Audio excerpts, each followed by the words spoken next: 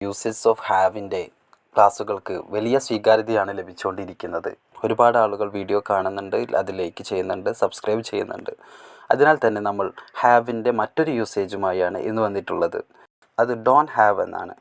Don't have എന്ന് പറഞ്ഞാൽ ഇല്ലേ. ഹാവ് എന്ന് പറഞ്ഞാൽ ഉണ്ട്. ഡു ഹാവ് എന്ന് പറഞ്ഞാൽ ഉണ്ടോ.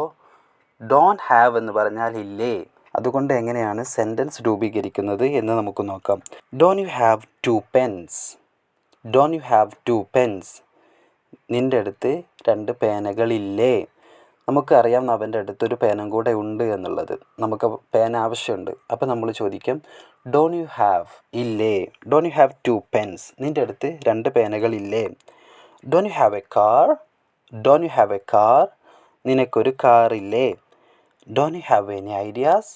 Don you have any ideas. നിനക്കൊരു ഐഡിയയും ഇല്ലേ. നിനക്കൊരു നിർദ്ദേശവും മുന്നോട്ട് വെക്കാനില്ലേ എന്ന് ചോദിക്കുന്നതിന് നമ്മൾ ഉപയോഗിക്കുന്നത് Don you have any suggestions.